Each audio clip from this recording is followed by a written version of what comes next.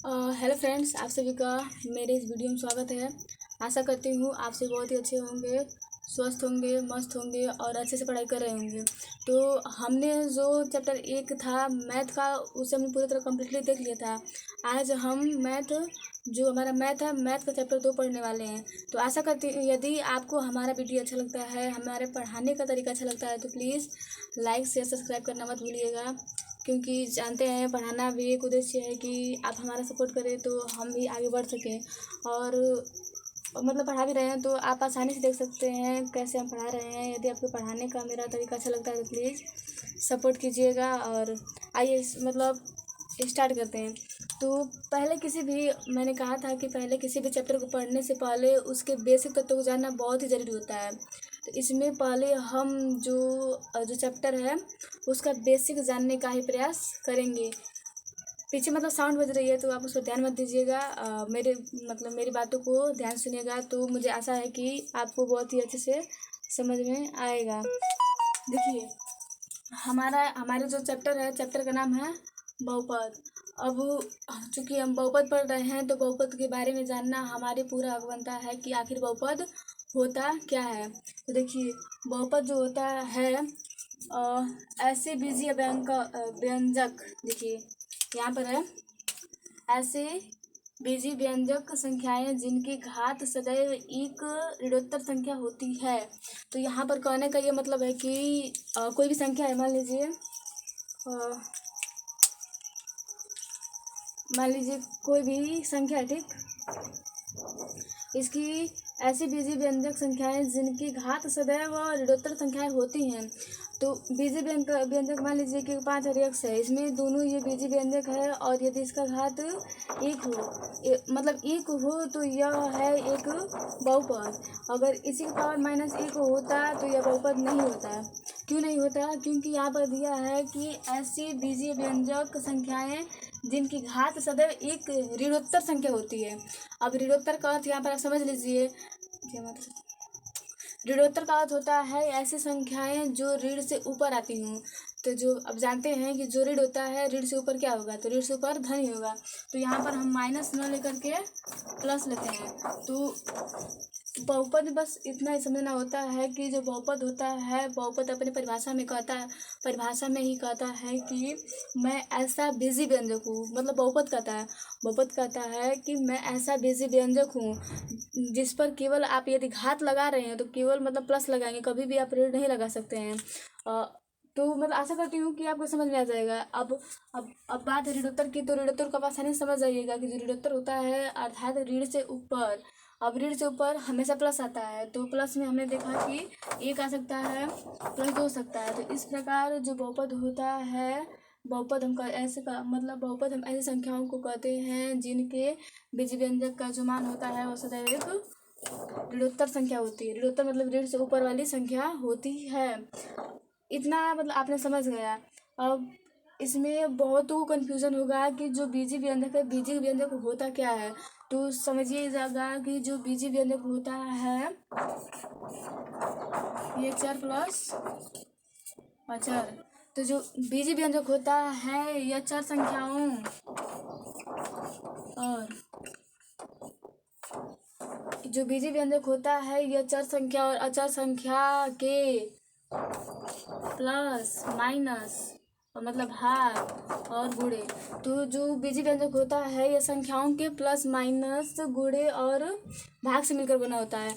जब चर अचर के साथ प्लस माइनस गुणा भाग ये सभी आ जाता है तो उसे हम बीजीय व्यंजक कहते हैं। तो आशा करती हूँ कि जो इतना कॉन्सेप्ट है हमारा पहला है बीजीय व्यंजक, आपको आसानी से ये समझ में आ गया होगा कि बीजीय व्यंजक होता क्या है। फिर हमने बात किया, मैंने लिखा था कि ऋणोत्तर संख्या क्या होती है। तो मैंने बताया कि जो ऋणोत्तर संख्या होती है ये ऋण से ऊपर आती है। अर्थात एग्जाम्पल तो हमने देखा है, फिर भी देख सकते हैं कि अर्थात ऐसी संख्याएं जो ऋण में कभी ना हो, केवल धन में हो। यदि कभी कभी कन्फ्यूजन आता है कि क्या 1/2 एक ऋणात्मक संख्या है कि नहीं, तो आप जानते हैं कि कभी भी जो 1/2 होता है ये यूनिवर्स होता है। यदि हम इसका मतलब तो ये ऐसे होगा, यूनिवर्स होगा तो ये हमेशा माइनस में होगा।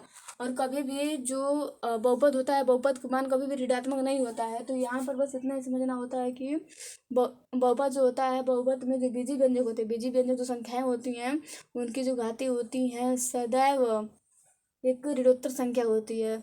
अब जब हमने देख लिया तो अब मतलब स्वाभाविक बात है, जब हम चैप्टर देख रहे हैं तो हमें उसके जो जितने अभ्यास दिए गए उसे पढ़ना ही होगा। जब अभ्यास पढ़ना ही होगा तो हम देख लेते हैं कि जो इसमें एक्सरसाइज 1.1 है और जो एक्सरसाइज 1.2 है, इसमें यह कहना क्या चाहता है। तो आप बस नॉर्मली जान लिए कि जो एक्सरसाइज 1.1 है, ये कहता है कि शून्यकों की आप संख्या ज्ञात कीजिए। अब मान ली मतलब आप शून्यकों की संख्या ज्ञात कीजिए।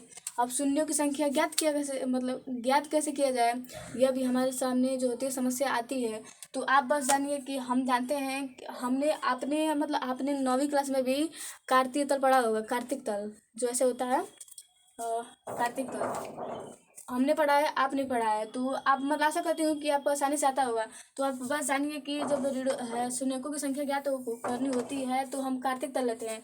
जैसे कि मैंने यहाँ पर एग्जाम्पल दिया है, तो आप जानते होंगे कि जो कार्तिक तल होता है इसमें जो इसका पहला चैम्बर या जो इसका पहला भाग होता है ये प्लस और प्लस होता है।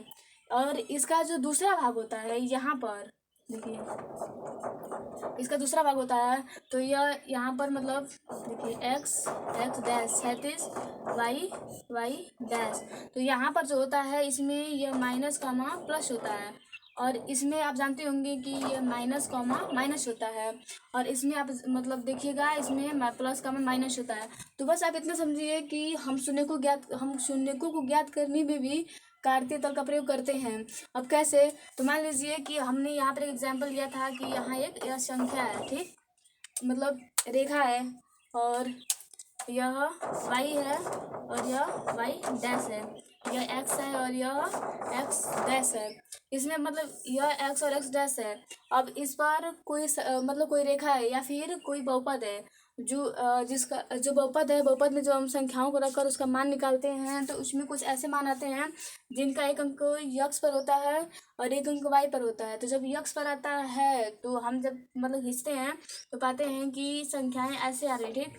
तो इसका पूछेगा कि इसके शून्य कितने हैं। तो आप बस नॉर्मली मतलब इतना जानिएगा कि जितनी बार जो रेखा होती है वह यहाँ यक्स अक्ष को टच करती है उतने ही यक्स के शून्य होते हैं, या फिर उतने ही उस समीकरण के या बहुपद के शून्य होते हैं जितनी बार जो यक्स अक्ष रेखा होती है उसको कोई रेखा काटती है। जैसे कि यहाँ पर आप देख सकते हैं कि यहाँ पर 1 2 3, यहाँ पर यह संख्या यहाँ पर जो यह रेखा है इस रेखा को 3 बार काट रही है। तो आप बस इतना कहेंगे कि जो इसका शून्य होगा वह 3 होगा। अब बस मतलब इसमें इतना ही है कि मान लीजिए कोई रेखा है कार्तिक तल में, हम बस किसी भी चीज़ को हम कार्तिक तल में से सजा देते हैं, ठीक। और इस पर यदि कोई दूसरी रेखा है इसे आकर ऐसे विभाजित कर रही है और पूछ ले कि इसका शून्य कितना होगा, तो आप कंफ्यूज मत होइएगा, बस कह दीजिए कि देखिए यहाँ पर जो यह रेखा है इसे 1 2 3 बार प्रतिच्छेद कर रही है, तो इसका जो है शून्य जो होगा बस नॉर्मली 3 होगा। यहाँ पर कोई कंफ्यूजन नहीं है। अब फिर मतलब इसी में पूछता है, अब मतलब आगे बताऊंगी लेकिन आप देख लीजिएगा।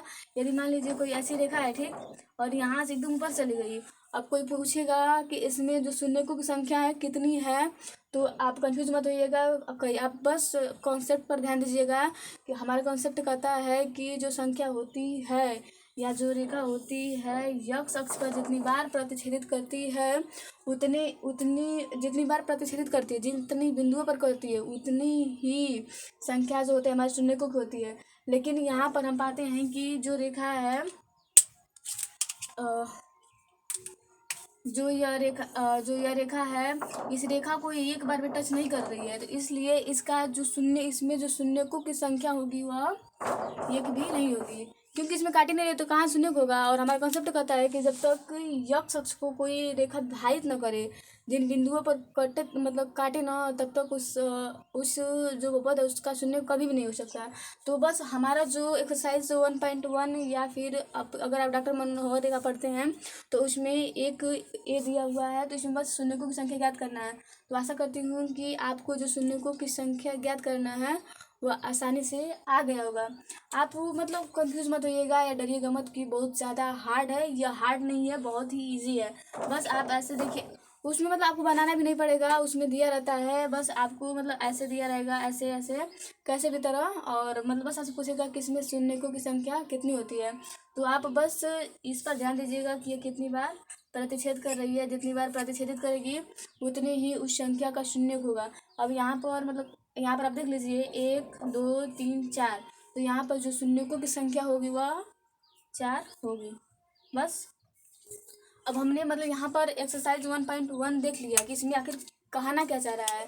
तो आशा करती हूँ कि आप बहुत ही आसानी से जो एक्सरसाइज 1.1 है हमारे मैथ का चैप्टर 1 दूसरे का जो बहुपद है वह आसानी से कर लेंगे। आप मतलब आप देख लीजिएगा, बहुत ही आसान है, आपको कन्फ्यूज़न 1% भी नहीं होगी। अब जब पढ़ना ही है तो एक एक क्या पढ़े, सब पढ़ें। तो यहाँ पर हम एक्सरसाइज 1.2 भी देख रहे हैं। तो यहाँ पर जो एक्सरसाइज 1.2 है इसमें बस इतना कहता है कि जो शून्यक है, शून्यकों तथा गुणांकों के बीच संबंध ज्ञात करना या सत्यता की जांच करना। तो इसमें बस आपको शून्यक दे रहेंगे, उसमें से आपको कहेगा कि आप उसकी मतलब गुणांक निकालिए, या फिर जो गुणांक है जो शून्य मतलब आपको बहुपद दिया रहेगा, ठीक।